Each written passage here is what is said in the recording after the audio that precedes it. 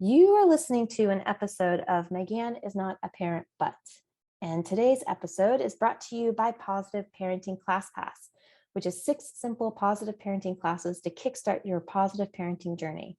You can start today at bekindcoaching.com/ClassPass. In today's episode, we will be chatting about trauma and how it is defined. So get cozy, grab your notebook, and let's dig in. Important to note, as we are digging into this topic, that I invite you to meet yourself with love and grace and compassion. So let this serve as a bit of a trigger warning. Trauma can be a triggering topic, and I invite you to take care of you as you're listening to this episode. We will be talking from a very high viewpoint, a very bird's eye view of what these terms and experiences are and what they are defined as. And this podcast is meant to serve as just opening the conversation and serving as public awareness. Welcome to Megan is Not a Parent But, the podcast where I, your host, Megan Ford, former early childhood educator turned positive parenting coach, helps parents just like you learn how to deal with your strong-willed child's difficult behavior. I've been described from my clients as a blend between Brene Brown and Miss Frizzle, you know, the one from the Magic School Bus. I help bring awareness and hold space for the hard conversations and make big concepts like behavior and relationships and temperaments easy to understand and easy to implement. If you're a parent who struggles with your child's loud, dramatic, disruptive, over-the-top behavior, but don't think a parenting coach would help you because those are just for the bad parent or those parents, then this episode is especially for you. I invite you to grab a journal, grab a cozy blanket, a warm beverage, and enjoy what you're about to explore. As a disclaimer, I am a parenting coach, and this information is for education and entertainment. It is not a substitution for professional mental health support. All right, with that, let's talk about it. We are going to start with a very common phrase, just get over it. I know I've been told it. I'm going to guess that maybe you've been told it. I'm going to even guess that maybe you've told someone else to get over it. And I want you to know that it's okay. It's okay if you've been told this. It's okay if you've said it. It's okay. Because as we're digging into all of this more and more, we're starting to learn that we often do what was done to us. We often use tools that were passed down to us. And when we become aware of those tools, we become aware of the impact of those tools, then we can become empowered to release those tools. So here's what I say. I say healing is a process. And here's the truth bomb here. This space is not linear. Healing is not linear or logical. And it's not something that you can control or rush or ignore. So for me, trauma used to be a very dirty word, and it used to scare me. It used to be something that I would put a lot of distance between me and it. And whenever I heard it, it would just be like, ooh, like a hot coal. Like if I pretended it wasn't there, then I wouldn't have to look at it or hold it. And that distance for the time served as protection, but it never absolved the pain. And so when we can start to first bring awareness and education and then practice, we can start to bring awareness to this word and what it means and its impact. So then we can start to become empowered. The more we talk about something, the more we are exposed to something, then it starts to lose its scariness. And that's what this conversation is today. It's never a fun topic, but it's a topic that if we choose to ignore it, it will start to persist. So on today's episode, we're going to be talking through what is trauma. We're going to be talking about how it's defined, and we're going to be talking about what is childhood trauma and the resources to dig deeper in, which is going to be, I'm going to do a whole episode in a couple weeks all about the resources that I suggest to explore and deepen your education more. But the resources from today is a book called Healing Developmental Trauma, a book called It Didn't Start With You, and a book called The Deepest Well. Those are 3 resources that really have helped me become more familiar and understanding of this topic and its scope. So, how I want to start this conversation is by bringing a visual to physical traumas.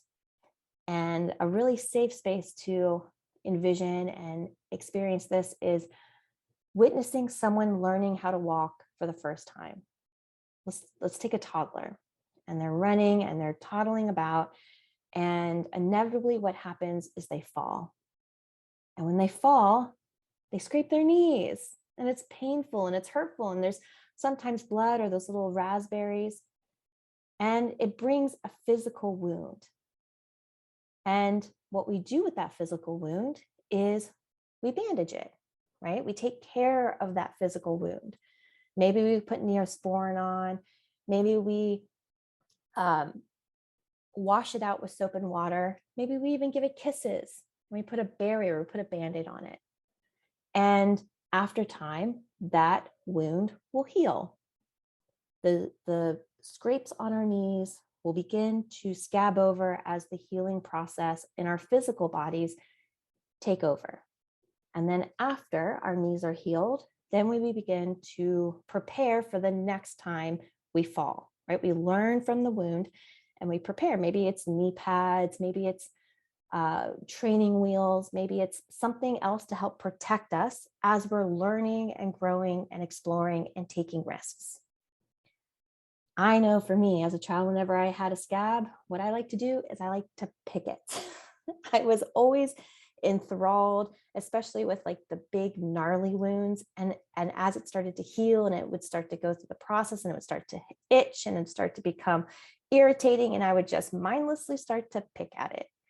And when we pick at those things, scabs and our knees, and what happens is it extends, it lengthens the healing process because we are starting to pick at that wound. It starts the healing cycle all over again. I can still hear like, man, stop picking at your knees. So it takes time to process and it takes time to allow it. Also, when we're thinking about this healing process, sometimes after repeated falling down and repeated scraping our knees, maybe the outside knee is okay. There's no physical damage to the skin, but maybe it leads to more chronic knee problems. It starts to throb. It starts to bring attention, and that throbbing is saying, hey, something's going on here. It needs your attention. And if it escalates to a certain point, then we go in and we go to the hospital for support and understanding of what's going on with our knees. I hope this helped give a visual to what physical traumas can look like and how many of us have experienced this process, the process of being harmed or getting that scrape, the feeling of pain and wound, the process of healing, and then moving into harm reductions. So ways to prevent that harm again in the future. This is very similar to what we're going to be talking about in a psychological and emotional state. So we can understand it in a physical state, and then we can start to bridge that understanding into our psychological and emotional hurts. And at the bottom of all of them, we can understand that we are designed to heal our hurts. Just like our physical bodies heal ourselves, our psychological and our emotional and our spiritual selves can be harmed and healed as well. Emotional hurts deserves the same love and attention and protection as well. So moving now into that space, I'm going to quote the Substance Abuse and Mental Health Services Administration, and they define trauma as individual trauma results from an event, series of events, or set of circumstances that are experienced by an individual as physical or emotionally harmful or life-threatening, and has lasting adverse effects on the individual's functioning and mental, physical, social, emotional, or spiritual well-being. It's like hitting our knees over and over and over again and allowing those knees to stay exposed, infected, and continually picked at When we think about this in terms of our emotional traumas, the substance abuse and mental health services, they define and hold these concepts of trauma into the framework of the 3 E's of trauma. They define it as trauma can be linked to the event or events. It can be linked to the experience within that event. And then the lasting effect of your experience within that event. This is what makes trauma and our own wounds so deeply individual. That's why saying, just get over it, or it's not that big of a deal, or come on, it's not that bad. I could do it, you could do it. It's like you falling and scraping your knees and me saying, well, my knees aren't hurt. I've fallen like that lots of times. Just get on up. Perhaps there's something else going on, that perhaps there's something else that needs attention. Perhaps there's something else that needs care. And it's not something that we can compare. It's not something that we can quantify. It's getting more personal and having this relationship with, like, checking in and saying, hey, how are my knees doing? How am I feeling? What is my experience in this? What are the things that might feel like scabs or wounds that maybe it needs a little bit of care to take care of so that I can heal and move into taking some of those preventative measures?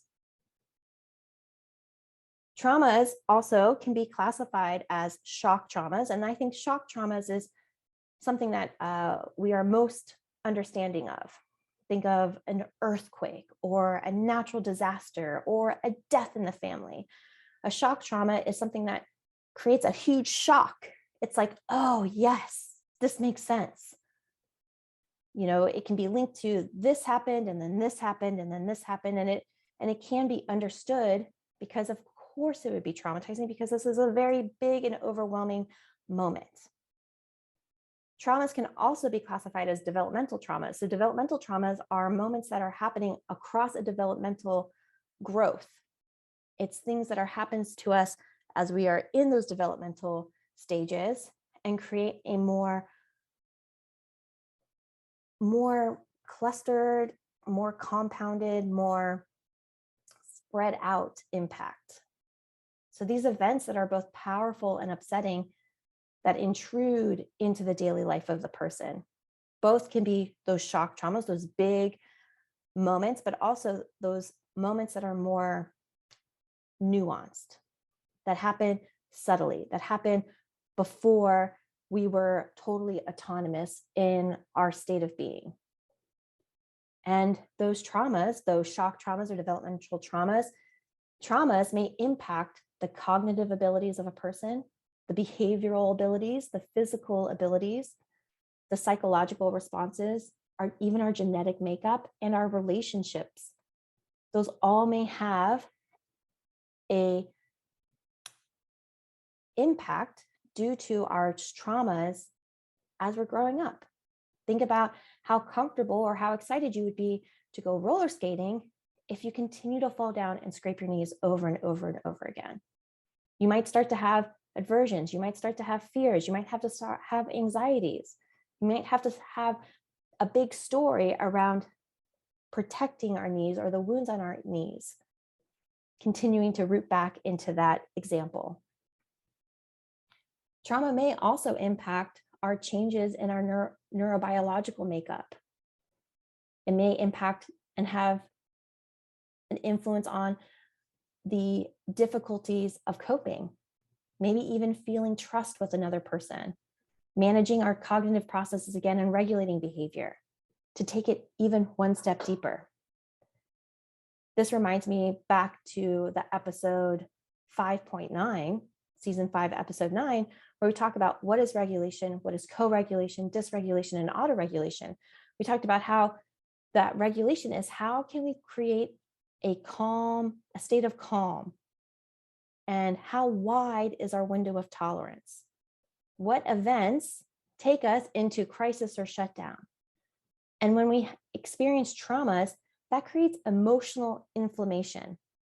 Just as a scab and me picking at the scab creates a skin irritation and inflammation, Just as infection in our physical wounds create inflammation, trauma can have the same impact in our psychological and our emotional bodies, even our spiritual bodies. And that inflammation is stress. When that stress windows happen, it adds compounds. So just like physical wounds, emotional wounds invite us to heal. Just the same, just as we would rinse out our scabbed knees, we would put Neosporin on and we would bandage it and we would take care, we would rest. Many of those same treatments can help us as we're healing our other wounds. Brain break moment. All right, I know that I can go deep way fast. So let's just take a pause here to take a deep breath in and let it out. And listen while I let you know that this episode is brought to you by me, Megan, and my Positive Parenting Class Pass. Positive Parenting Class Pass are 6 simple positive parenting classes to kickstart your positive parenting journey. Those classes include Positive Parenting 101, which is a class that is just designed to give you the first steps in what positive parenting is and what it is not. Second class is Emotional Validation. In this class, we dig into how can we show up to have your child feel seen and heard in their lived experience. The third class is Setting Boundaries, all about communicating, enforcing, and allowing testing of your secure and consistent and firm boundaries.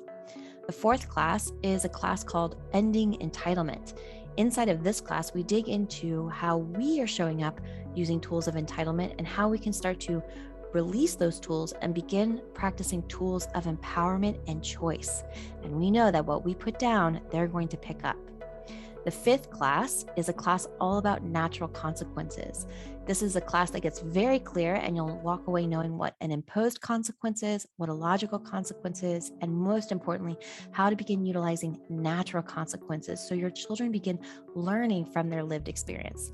And the final class is a class all about apologizing. I like to say that connection is the most skipped over step and recovery is the least utilized step. So in that step, you'll start to learn how to show up and use impactful and effective apologies so that your child knows that you see them and hear them and care about them. If you are looking to begin your journey today, then I highly encourage you go to bekindcoaching.com/classpass and dig into the classes starting today. As my free gift, you will receive Raising Respectful Kids, which is my 3-part video series all about how to stop focusing on adding on more decorations to your child and to you and to your relationship, and instead starting to reinforce and build a solid and secure foundation together. I can't wait to hear all of your amazing wins from the steps that you take inside of Positive Parenting Class Pass. All right, ready to get back to our episode? Before we get back, let's take one more deep breath together. And take a deep breath in and let it out. And let's go. So ways to heal are support from community, being here, being in the space, becoming informed and aware of what trauma is and the impacts to us and others. Ways to heal could be traditional therapies like talk therapies and different types of modalities that help support us and teach us skills and create safe spaces for us to do that work with another professional. It could also be connected to somatic practices, and somatic means of the body. So movement, yogas, specific somatic therapy practices, dancing. Could also be linked into how we practice self-care. And yes, manicures, massages, retreats, those are forms of self-care. But I'm also going to invite you into thinking of practicing boundaries, saying no, repair, practicing patience. Those are also ways to practice self-care. So self-care on the very large macro state, but also in the small micro states. Medications may be a way to help heal. Creativity and mindfulness, these are all ways, modalities to get to a space of healing. And why healing is so important, especially as adults, What we don't consciously heal, we often unconsciously pass on. So as we're talking about our inherited toolboxes, we don't get to control what was passed on to us. We don't get to control how much or to what extent our parents or the generation before us chose to heal or were able to heal their own wounds. They may unconsciously have passed them on to us because the adult impacts the child. And here, if you're listening to this podcast, if you're here in the live recording of it on Zoom, we were all children once. We were all in that space, being impacted by our caregivers in our life. That's a shared experience. And to the degree of their ability to meet us in ours, that informed our own toolboxes.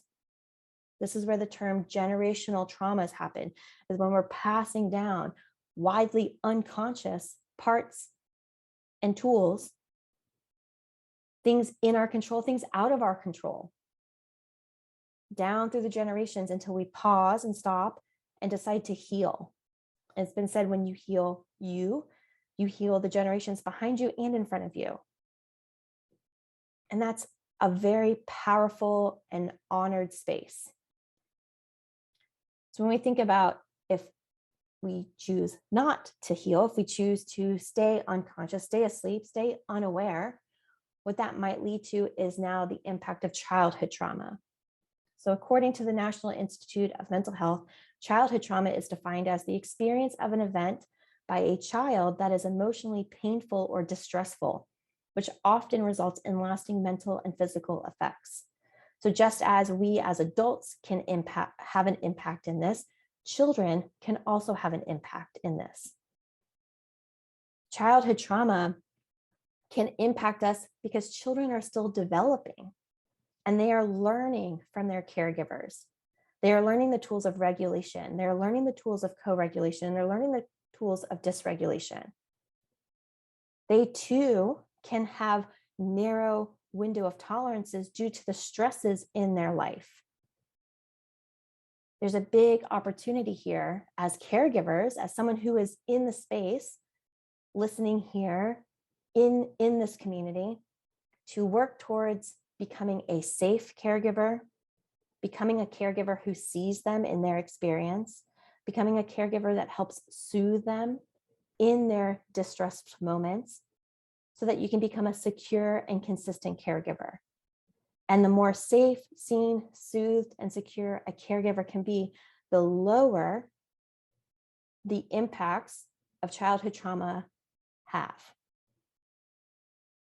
When we're thinking about those impacts, I found a helpful guide that I just want to talk through here.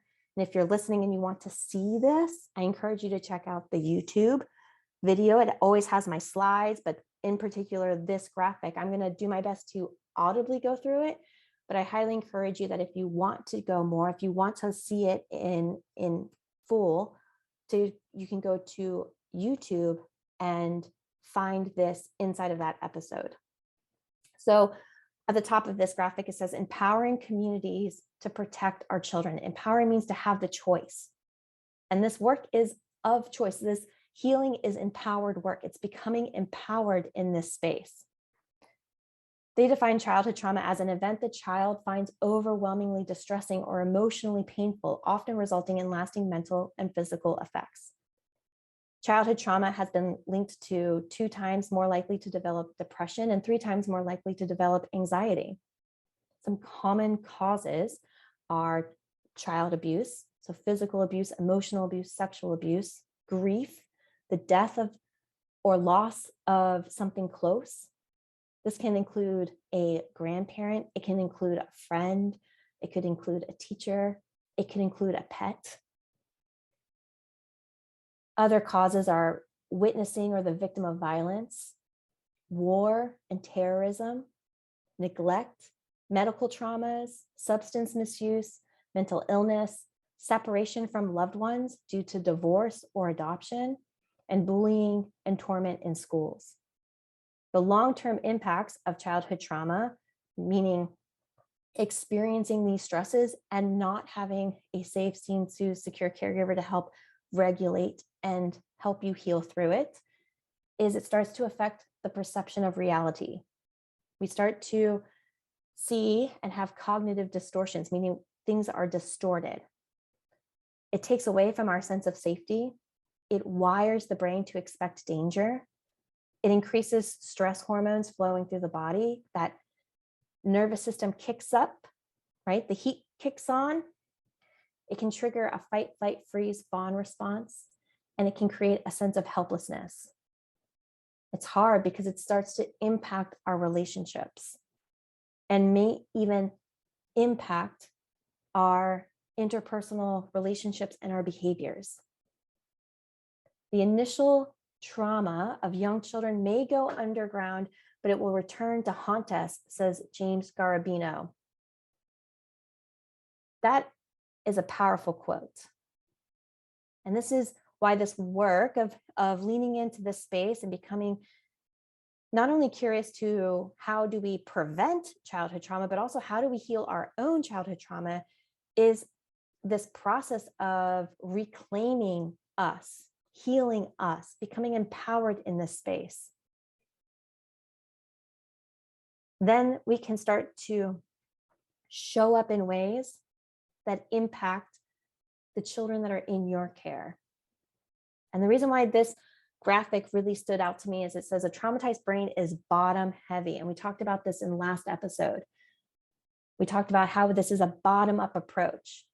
And it means by bottom heavy is that the prefrontal cortex, that green zone, the lid down, that thinking center is underactivated, which may lead to difficulties concentrating and learning.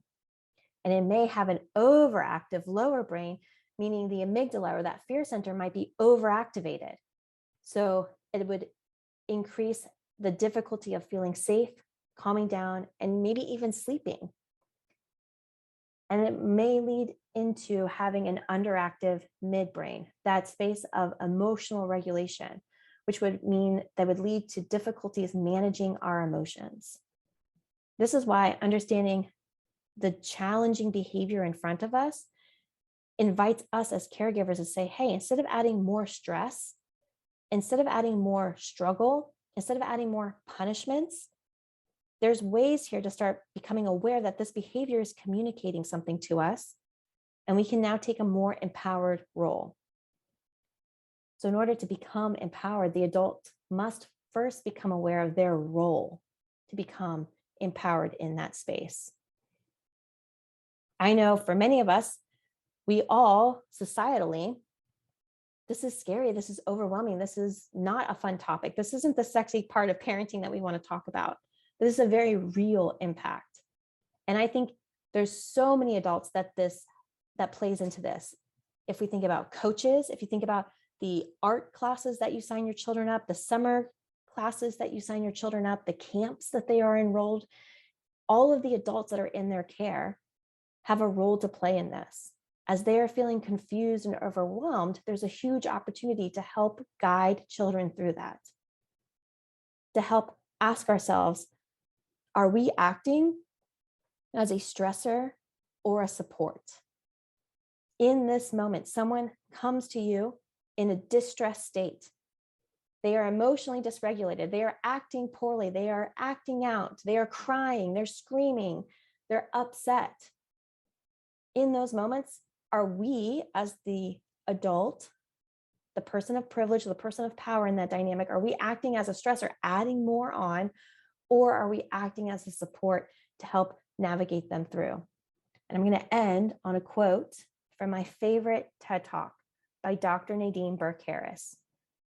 You can find her TED Talk by searching her name, Dr. Nadine Burke-Harris, and Google TED Talk. It's under various different names. But at the very end, she says, at first, I thought that we marginalized the issue because it doesn't apply to us. What this means is when we hear childhood trauma, we too try to create a lot of distance from us and it. That's an issue for quote unquote those kids in quote unquote those neighborhoods, which is weird because the data doesn't bear that out. The original ACEs study, which we're going to be talking about next week, the original ACEs study was done on a population that was 70% Caucasian and 70% college educated. But then the more I talk to folks, I'm beginning to think that I had it completely backwards. If I were to ask how many people in this room grew up with a family member who suffered from a mental illness, I bet a few hands would go up. And then if I were to ask how many folks had a parent who maybe drank too much, or who really believed that if you spare the rod, you spoil the child, I bet a few more hands would go up. Even in this room, this is an issue that touches many of us. And I'm beginning to believe that we marginalize the issue because it does apply to us. Maybe it's easier to see in other zip codes because we don't want to look at it. We'd rather be sick. Oof. I know there was a while, there's a long time that I chose and I would rather be sick. It was protective. It was let me not, because this was too much to even consider. It was too big to even hold on to. But like I said, what we don't consciously choose to heal, we unconsciously pass on. And I know that when I sat with that, I wanted to reclaim that peace. I wanted to heal. I wanted to show up and do the best that I knew that I could do for the children who are in my care. So in closing, I'm going to invite you to consider, what am I consciously healing? And like I said at the very beginning, healing is not linear. It is not something that is always clean or fun or pretty.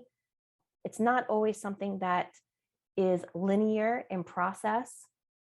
It's an ebb and a flow. Sometimes it's hard. Sometimes it's overwhelming. Sometimes it goes at a very slow pace. Sometimes it doesn't even go anywhere. But when we're consciously have made the commitment to start to become aware of this space, then we can consciously choose to meet ourselves exactly where we are. Another question I have for you is, where do I feel supported and resourced?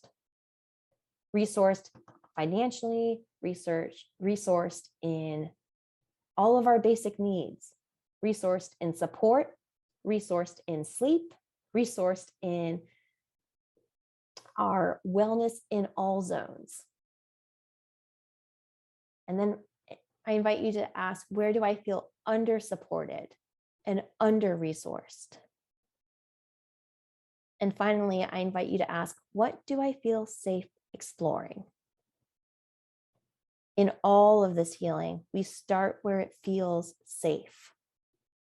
We take a bottom-up approach.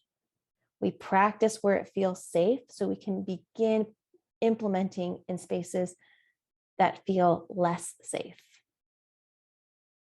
Friends, I know this is a big topic. I know for me, something that I take with great honor and privilege to even share and have you here and listening and digging in more to. And I want to say I honor you and I am so glad you were here.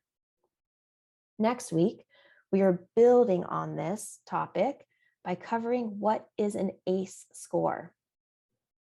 We hinted at it in the quote by Dr. Nadine Burke-Harris, and next week we're going to dig into this more. What is an ACE score? If you love what you hear and you want to come join live and stay for the Q&A after, I invite you to find the Zoom room link posted in our Facebook community, Positive Parenting with Megan Ford. I am proud of the work you do. I am proud of seeing the work you do. I know that many times I'm told that listeners have full notebooks. So if you've taken notes or if you have any thoughts or takeaways, I want to know. I want to celebrate the work that you're doing. And there's many ways to do it. You can leave a review on Apple on Apple Podcasts. I almost said Apple iPods. You can share your thoughts and takeaways on social media and tag me. And you can share your thoughts inside our dedicated post inside our Facebook community, Positive Parenting with Megan Ford. Thank you. Thank you for tuning in and staying to the end. My mission in life is to help support parents in feeling supported and empowered in doing this work. This podcast, my Facebook community, my programs, and my book club all help parents work through the phases of awareness, education, and support. And I cannot wait to help you in the next step. The best next step from this podcast is by joining Raising Respectful Kids. Inside of this program, it's a 3-part video series that covers what positive parenting is and isn't, how to determine if your family is making a positive impact, and how to begin showing up in big ways to make a positive impact on your family's relationship together. If you're ready to take this next step, you can get started today at bekindcoaching.com/free class. Friends, thank you for being here. Thank you for making it to the end. And thank you for continuing to show up for you and your family. And I can't wait to see you next week. Bye, friends.